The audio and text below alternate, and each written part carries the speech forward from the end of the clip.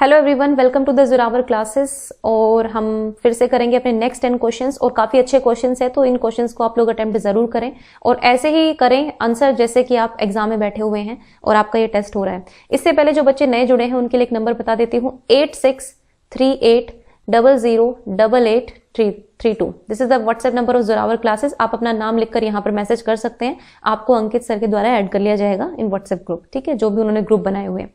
तो चलिए देखते हैं अपने फर्स्ट क्वेश्चन को। तो फर्स्ट क्वेश्चन जो है वो इकोलॉजिकल सिस्टम थ्योरी से है। बेसिकली जो ब्रोन फैन ब्रेनर्स की थ्योरी थी, इकोलॉजिकल सिस्टम थ्योरी, उस पर ये क्वेश्चन है। तो ये कह रहे हैं इनके अकॉर्डिंग कौन सा इनमें से कौन सी चीज जो है बच्चे के जो मैक्रो सिस्टम होता है बच्चे की लाइफ में उससे रिलेटेड नहीं है। यानी कि 3 ऐसी चीजें हैं जो मैक्रो सिस्टम का पार्ट होती हैं, लेकिन एक ऐसी चीज है जो मैक्रो सिस्टम का पार्ट नहीं होती है।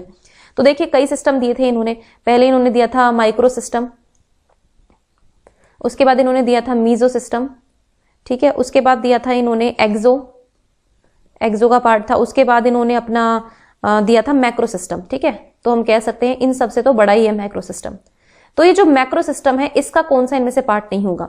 तो ऑब्वियसली जो मैक्रो सिस्टम है इन सब को अपने अंदर समाये हुए है। इसमें हाईएस्ट वैल्यूज वगैरह चीजें आती हैं जो मतलब बहुत ही ज्यादा आप कह सकते हैं ना, बहुत ही ज्यादा अगर हम एथिकल वैल्यूज पर चले जाते हैं या एथिकल चीजों पर चले जाते हैं तो मैक्रो सिस्टम के अंदर आती है। जो हाईएस्ट अथॉरिटीज होती हैं वो मैक्रो सिस्टम में आती है बेसिकली, ठीक है। तो देखिए इसका करेक्ट ऑप्शन होगा option number B, school. School इसका पार्ट नहीं होता है। स्कूल बेसिकली माइक्रो और मीजो का पार्ट होता है। माइक्रो का पार्ट होता है स्कूल, और इंटरैक्शन जो होता है माइक्रो सिस्टम की जितनी भी चीजें होती है उनका इंटरैक्शन मीजो सिस्टम में होता है, ठीक है। तो इंटरैक्ट वहां पर करते हैं। तो school is not a part of macro system. जबकि कल्चर होगी, रूल्स और लॉ हो गए, वैल्यूज हो गए, ये सारे जो है आपके किसके पार्ट है? ये सारे मैक्रो सिस्टम के पार्ट है। ओके, तो चलिए नेक्स्ट क्वेश्चन देखते हैं अपना। reinforcing each small step of progress toward a desired goal until it is learned completely, ठीक है। सपोज आपका ये गोल है, आपको यहां तक पहुंचना है, आप स्टेप बाय स्टेप पहुंच रहे हैं, ठीक है। सपोज आप यहां पर पहुंचे तो आपको रिवॉर्ड मिल गया, फिर आप इस स्टेप तक कंप्लीट कर लिया आपने तो भी आपको रिवॉर्ड मिल गया, फिर आप यहां पर पहुंचे, इस स्टेप पर पहुंचे तो फिर आपको रिवॉर्ड मिला, यहां पहुंचे फिर रिवॉर्ड मिला, यहां पहुंचे रिवॉर्ड मिला। तो मतलब हर एक स्टेप पर, सपोज यहां गोल तक पहुंचने के हमारे पास अगर 5 स्टेप थे तो 5 स्टेप्स पर आपको रिवॉर्ड मिला है। तो इस प्रोसेस को हम क्या कहते हैं ये आपको बताना है, ठीक है। जब तक गोल आपका अचीव ना हो, जब तक डिजायर्ड गोल आपका कंप्लीट ना हो, तब तक आपको हर स्मॉल स्टेप पर रिवॉर्ड दिया जाएगा, आपको रीइंफोर्समेंट दिया जाएगा, बेसिकली पुनर्बलन दिया जाएगा। तो ये किसका पार्ट है ये आपको बताना है। चेनिंग, शेपिंग, क्यूइंग या फिर मॉडलिंग, ठीक है। ये देखो ये बिहेवियर मॉडिफिकेशन टेक्निक्स होती हैं कि आप किस तरह से बिहेवियर को मॉडिफाई कर सकते हैं किसी को, ठीक है। तो this is the example of B, मतलब ये डेफिनेशन है शेपिंग की, ठीक है। याद रखना शेपिंग का मतलब होता है कि जब तक आपका गोल, जो भी डिजायर्ड गोल है वो अचीव ना हो जाए तो हर एक स्टेप पर जो है आपको रिवॉर्ड या इन्फोर्समेंट जो है वो मिलता रहेगा। नेक्स्ट देखते हैं क्वेश्चन नंबर 3 है the expectation based on previous experiences. जो हमारी एक्सपेक्टेशन है जो प्रीवियस एक्सपीरियंस पर बेस्ड होती है, with a lack of control that all one's efforts will lead to failure. हमें जब ये लगता है कि हमारे जितने भी एफर्ट होंगे, हम कुछ भी कर ले, हमें तो फेल ही होना है, हम सक्सेसफुल नहीं होंगे, तो ये क्या होता है ये आपको बताना है, ठीक है। डिप्रेशन, लर्न्ड हेल्पलेसनेस या फिर नेगेटिव एटीट्यूड या फिर मेनिया, आपको इनमें से आंसर करना है। तो कीजिए, आई होप कि आप लोग आंसर कर पाएंगे। वैसे अगर नहीं भी कर पाएंगे तो कोई बात नहीं, option number 2 is the correct option. देखो लर्न्ड हेल्पलेसनेस मतलब आपने सीख लिया है, इस जो निस्सहायता की भावना है ना, आप इसको सीख चुके हैं। कैसे सीख चुके हैं? क्योंकि आपके पहले कुछ एक्सपीरियंसेस ऐसे रहे हैं कि आपने जब भी किसी चीज को ट्राई किया है, जब भी आपने कुछ करने की कोशिश की है तो आप हमेशा फेल हुए हैं। तो आप अब क्या सोचकर बैठे हैं कि अब हम जो भी करेंगे हम फेल होंगे, है ना। जो बच्चे डिसेबल बच्चे होते हैं, जो स्लो लर्नर्स बच्चे होते हैं, उनमें ये लर्न्ड हेल्पलेसनेस पाई जाती है, क्योंकि वो बच्चे ये सोचते हैं कि हम कुछ भी करेंगे तो हमसे नहीं हो पाएगा। तो ये ही इंक्लूसिव एजुकेशन भी कहती है कि हमें इस लर्न्ड हेल्पलेसनेस को जो है खत्म करना है, जो भी है, ठीक है। तो इसका मतलब बेसिकली ये होता है। नेक्स्ट देखते हैं क्वेश्चन PECS, ठीक है। ये PECS is a method of teaching which may be used. तो ये PES क्या होता है ये आपको पहले पता होना चाहिए, और ये किसके लिए यूज होता है ये आपको बताना है, ठीक है। तो ये किसके लिए यूज होता है? Children with autism spectrum disorders के लिए, या फिर जिनको कम्युनिकेशन इंपेयरमेंट होता है, या दोनों के लिए होता है, या इनमें से किसी के लिए नहीं होता है। देखो पहले PECS की फुल फॉर्म देख लो एक बार क्या होती है। बेसिकली पिक्चर, ये बेसिकली वर्ड ज्यादा यूज करने लग गए हैं, हमें पढ़ाते पढ़ाते याद नहीं रहता है। एक्सचेंज, कम्युनिकेशन, ठीक है। अब सर्दी इतनी ज्यादा है कि लिखा भी नहीं जा रहा है ढंग से। तो देखो, पिक्चर एक्सचेंज कम्युनिकेशन सिस्टम, ठीक है, ये कह सकते हैं सिस्टम। तो ये फुल फॉर्म होती है PECS, ठीक है। इसमें पिक्चर्स के थ्रू जो है कम्युनिकेट करने की कोशिश की जाती है। तो बताइए इनमें से किसके लिए यूजफुल है? देखो, ये कम्युनिकेशन इंपेयरमेंट वाले बच्चों के लिए तो होगा ही, क्योंकि आप अगर वो बोल नहीं सकते या फिर मतलब सुन नहीं सकते जो भी है, तो पिक्चर के थ्रू आप कम्युनिकेट कर सकते हैं।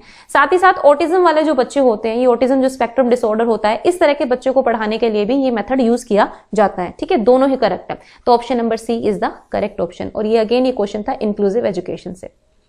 नेक्स्ट देखते हैं, the ability of seriation is the characteristic of the dash state. जो भी है, जो सीरिएशन है यानी कि जो कर्म निर्धारण करने की जो योग्यता है, वो कौन सी जो स्टेज है उसमें डेवलप हो जाती है, ठीक है। सीरिएशन, देखो ये जो सीरिएशन है ना, ये बेसिकली क्या होता है, आपको 1 2 3 4 ऐसे प्लेसेस पे लगाना है किसी चीज को, तो ये होता है सीरिएशन। आपको सीरिएट करना है बेसिकली, किसी भी टर्म्स में असेंडिंग ऑर्डर में सीरिएट कर रहे हैं या डिसेंडिंग ऑर्डर में सीरिएट कर रहे हैं, ये आपकी मर्जी है, या फिर जो भी सिचुएशन होगी उस आधार पर। तो ये कौन सी स्टेज का पार्ट है ये आपको बताना है। तो देखो, सेंसरी मोटर का तो होगा नहीं, 0 से 2 साल का बच्चा क्या सीरिएट करेगा। प्री ऑपरेशनल कंक्रीट ऑपरेशन या इनमें से कोई भी नहीं, ठीक है। आप लोग कंफ्यूज बिल्कुल भी नहीं होंगे, क्योंकि यहाँ पे फॉर्मल ऑपरेशनल स्टेज जो है वो दी ही नहीं गई है, ठीक है। तो ये तो होगा ही नहीं। तो ये इसका करेक्ट ऑप्शन होगा ऑप्शन नंबर सी। जब जो कि लॉजिकल थिंकिंग जो है वो डेवलप हो जाती है in relation to the concrete objects, तो जो कंक्रीट ऑब्जेक्ट्स के प्रति जो रिलेशन होता है लॉजिकल थॉट्स का, वो डेवलप हो जाता है बच्चे में। एब्स्ट्रैक्ट थिंकिंग नहीं डेवलप होती है क्योंकि वो फॉर्मल ऑपरेशन में होती है।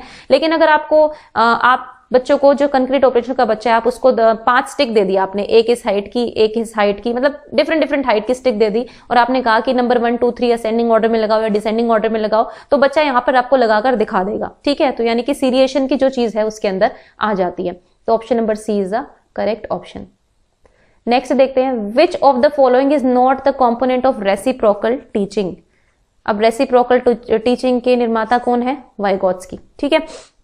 तो निम्नलिखित से कौन सा जो है पारस्परिक शिक्षण का, ये पारस्परिक है, इसकी एग्जैक्ट हिंदी देख लेना, रेसिप्रोकल का क्या होता है, ठीक है, उसका अवयव नहीं है, ये बता रहा है।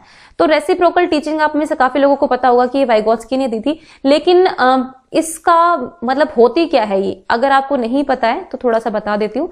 देखो, ये एक तरह की डायलॉग टाइप सी चीज है, ठीक है। बेसिकली ये जो रीडिंग कॉम्प्रीहेंशन होता है उसके लिए यूज होता है, रीडिंग कॉम्प्रीहेंशन के लिए, जिसमें आप टीचर और बच्चे जो हैं आपस में एक तरह से संवाद करते हैं, ठीक है, और कॉम्प्रीहेंड करते हैं किसी भी चीज को जो उन्होंने पढ़ी है, पैराग्राफ पढ़ा है या जो भी पढ़ा है, तो उस चीज के लिए कॉम्प्रीहेंड करने के लिए डायलॉग करते हैं या फिर डिस्कशन करते हैं। तो ये होती है रेसिप्रोकल टीचिंग, ठीक है। आप भी बोलेंगे, आप भी बोलेंगे, बात वो है। तो बताइए इसका क्या, इसका पार्ट नहीं होगा? तो क्वेश्चनिंग होती है ऑब्वियसली, क्लैरिफाइंग होता है, यहाँ पे प्रिडिक्ट भी करते हैं, क्योंकि जब हम रीडिंग करते हैं ना, तो हम रीडिंग में prediction is an important component. अगर आप रीडिंग कर रहे हैं तो आप सिर्फ आप पढ़ रहे हैं, आप समझ नहीं रहे हैं, that means you are not reading the text. लेकिन अगर आप पढ़कर समझ रहे हैं, वो होती है एक्चुअल रीडिंग, और उस रीडिंग में जो है प्रिडिक्शन बहुत इंपॉर्टेंट होता है, कि आप लाइन पढ़कर दिमाग में प्रिडिक्ट करते रहते हैं कि हाँ अब ये होगा, अब ये होगा। तो रीडिंग का इंपॉर्टेंट कंपोनेंट है प्रिडिक्शन भी। तो तीनों ही होंगे, यानी कि D is the correct option. ये तीनों ही है। तो इसमें पूछा था नोट कौन सा नहीं है, तो कोई भी, मतलब इनमें से कोई नहीं हम ये कहेंगे, ठीक है। मतलब ये सारे ही हैं, तो मतलब क्वेश्चन इस तरह का है, मतलब थोड़ा सा कंफ्यूजिंग तो है, लेकिन ये तीनों ही पार्ट होते हैं, दैट मीन्स कि ये नहीं होगा, नन ऑफ द अबव नहीं होगा, ठीक है। ये सारे ही पार्ट हैं इसके। अब देखो, क्वेश्चन की सेंस थोड़ी सी गड़बड़ लग रही है मुझे भी, आई होप कि आप लोगों को भी लग रही होगी, या फिर हो सकता है कि मुझे समझने में थोड़ी सी दिक्कत हो रही है इस क्वेश्चन को, क्योंकि इन्होंने क्वेश्चन दिया है कि not a component of reciprocal teaching. इनमें से कौन सा जो है कंपोनेंट नहीं है? कंपोनेंट सारे होते हैं, है ना, तो इनमें से कोई नहीं है जो नहीं है, ये है सेंस, ठीक है। तो आई होप क्लियर हो गया होगा आपको। नेक्स्ट देखते हैं, the goal good boy good girl orientation indicates. तो गुड बॉय गुड गर्ल, ये कोलबर्ग की जो मॉरल स्टेज होती है, मॉरल रीजनिंग की जो स्टेजेस है, जहां पे बच्चा किस तरह से मॉरल रीजनिंग करता है। 3 लेवल की बात की थी उन्होंने और 6 स्टेजेस की बात की थी। तो आपको ये बताना है कि जो स्टेज होती है गुड बॉय गुड गर्ल की, ये कौन से लेवल पर आती है, ठीक है। तो बताइए, ये तो आसान क्वेश्चन है, आई थिंक कर पाएंगे आप।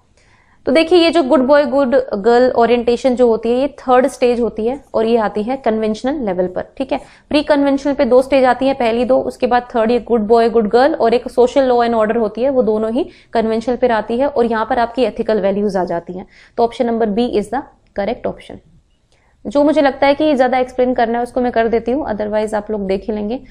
You greet your parents every morning and your kid learn the same by watching it, ठीक है। आप हमेशा अपने मम्मी पापा को या फिर father in low mother in लो को ग्रीट करते हैं, गुड मॉर्निंग या नमस्ते जो भी करते हैं, और बच्चा आपको देख लेके सीख रहा है, ठीक है। ये क्या है, किस चीज का पार्ट है, ये बताना है। ऑब्जर्वेशन लर्निंग है, ऑपरेंट कंडीशनिंग है, क्लासिकल कंडीशनिंग है, या फिर लर्निंग बाय इनसाइट, ठीक है। ये सारे ही आपके एक तरह से बिहेवियरिस्ट के हैं। अगर खाली ऑब्जर्वेशन लर्निंग की बात की जाए या फिर ऑपरेंट की बात की जाए, क्लासिकल की लर्निंग बाय इनसाइट, सॉरी ये तीन तो बिहेवियरिस्ट कहते हैं। मतलब ऑब्जर्वेशन भी कंप्लीटली बिहेवियरिस्ट की नहीं है, सोशल बेंडुरा की है ना। वो सोशल कॉग्निटिव थी उनकी थ्योरी, वो ना तो बिहेवियरिस्ट की तरफ थे ज्यादा, ना कॉग्निटिविस्ट की तरफ थे, बीच में था उनका, बेसिकली कॉग्निटिव थ्योरी ही बोल सकते हैं उनको, ठीक है। तो बताइए क्या होगा इसका आंसर। देखिए जो इसका करेक्ट ऑप्शन होगा वो होगा ऑप्शन नंबर ए। ये this is a particular observation, है ना। ऑब्जर्व कर रहा है बच्चा, डेली ऑब्जर्व कर रहा है, कोई कंडीशनिंग नहीं हो रही है, बस वो देख रहा है अपने माता पिता को, और फिर वो सेम लर्न भी कर रहा है, और कहीं ना कहीं वो इमिटेट भी करता होगा इस चीज को कि मम्मी नमस्ते, पापा नमस्ते, दादू गुड मॉर्निंग, दादी गुड मॉर्निंग, गुड इवनिंग, जो भी है, ठीक है। तो option number A is the correct option. Next देखते हैं, during which of the following stage children develops object permanence. तो इनमें से कौन सी स्टेज पे जो है ऑब्जेक्ट परमानेंस आ जाती है बच्चे के अंदर। आई थिंक ये इजी क्वेश्चन है, ये तो आप कर देंगे। तो option number A is the correct option, sensory motor. 0 से 2 साल तक के बच्चे में बच्चे को ये पता चल जाता है कि अगर ऑब्जेक्ट आपसे एकदम से छुपा लिया गया है आपके आंखों के सामने ही, तो that means the object remains there, है ना, वहीं पे है, वो कहीं और नहीं गया है। तो मतलब option number A is the correct option. ये तो काफी बार मैं आपको एक्सप्लेन कर चुकी हूँ। नेक्स्ट है, the concept of life space was given by home. आपको ये बताना है। तो देखो ये लाइफ स्पेस स्किनर ने दिया था, वॉटसन ने दिया था, लेविन ने दिया था, ये कुर्ट लेविन है, ठीक है। कर्ट लेविन बोल सकते हैं, कुर्ट मतलब हिंदी में कुछ भी बोल सकते हैं, KURT कर्ट बोल दीजिए या फिर कुर्ट बोल दीजिए हिंदी में, जो भी है। कर्ट लेविन ने दिया था, वॉटसन ने दिया था, स्किनर ने दिया था, थॉर्नडाइक ने दिया था, ये बताना है। लाइफ स्पेस नाम का इनकी थ्योरी थी, उसमें लाइफ स्पेस एक टर्म दी थी इन्होंने, ठीक है। तो बताइए क्या होगा इसका आंसर। देखो ये क्वाइट डिफिकल्ट क्वेश्चन, स्किनर नहीं होगा, वॉटसन नहीं होगा, थॉर्नडाइक नहीं होगा, option number C is the correct option. जो इनकी फील्ड थ्योरी थी, कर्ट लेविन की जो फील्ड थ्योरी थी, उसका पार्ट था लाइफ स्पेस, जो एक तरह से लोकस ऑफ एवरी एक्सपीरियंस और नीड्स का एक लोकस पॉइंट होता है, इसको लाइफ स्पेस बोलते हैं। जो भी आप एक्सपीरियंस करते जाते हैं उसमें वो एड ऑन होता जाता है, ठीक है। तो ये कर्ट लेविन के द्वारा दिया गया था ये concept. Okay, so guys, this was the video for today. I hope you like it, and please drop your score in the comment section also, so that I can know कि क्या चल रहा है, कितने बच्चे कितना अच्छा कर रहे हैं स्कोर। लेकिन मैं देखती हूँ कुछ बच्चे काफी अच्छा कर रहे हैं, कुछ बहुत रेगुलर रहते हैं, और धीरे धीरे कुछ लोग कम देखते जा रहे हैं। आई डोंट नो, जो भी रीजन हो आपका, ठीक है। खैर जो भी है, जो बच्चे पढ़ रहे हैं उनको पढ़ते रहना चाहिए, क्योंकि भीड़ में से आपको एक सीट चाहिए, है ना। आपको एक सीट के लिए लड़ना है, इसमें बहुत सारे लोगों को आपको पीछे छोड़ना है, तो बस यही सोचकर चलो और आपको वो सीट लेनी ही लेनी है। And thank you for watching the Zorawar classes.